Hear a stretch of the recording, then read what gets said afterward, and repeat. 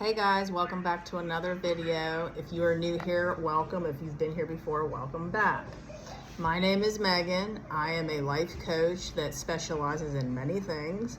And what I would like to get into today is about why your relationships are not working. And this could be all relationship dynamics, not just romantic.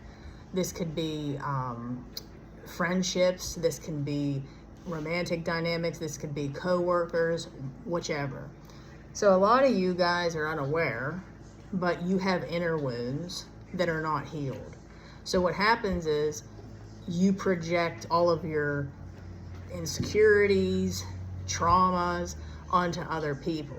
So let's say we're dealing with you being insecure on certain areas that are untreated. Well, I should say unhealed. You don't really reflect on them and stuff.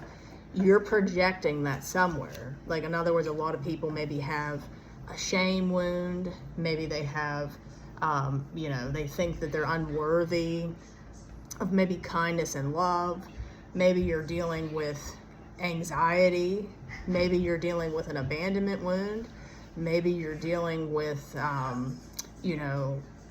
you have fear that maybe you risk things and you don't get much payout out of it. That's another, situation like where a lot of people feel, well, why should I bother trying or being vulnerable with people if they're just going to maybe betray me or, talk about me behind my back. There's all kinds of things, like friendships, for instance.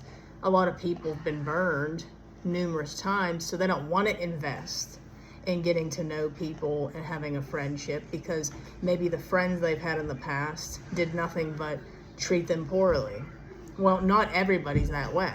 And then when you get into romantic dynamics, that is really tricky because that is the kind of thing that is going to reflect all of your past traumas and childhood wounds. So let's say you had an unhealthy relationship with your parents, say. What's going to happen is that's going to go into your romantic dynamics. And then some people had wonderful parents that did the best that they could, but maybe they weren't very compassionate. Maybe they weren't very in tune with your emotions. Like my parents, I had great parents. They were around for everything. However, they weren't very emotional. So if I went to them with a problem, they'd say, oh, you're making too much out of this, or, oh, you're being dramatic. I wasn't being dramatic. Again, we can't always be tough. Feelings are definitely something to where they're common to have, normal to have.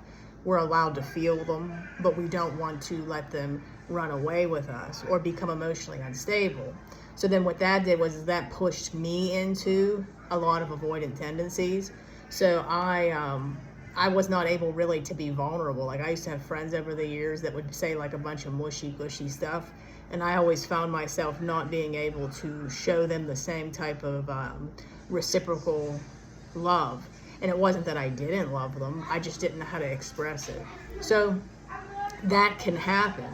So again, why I am sharing this is I want you to ask yourself, what could I be contributing to why my relationships aren't successful?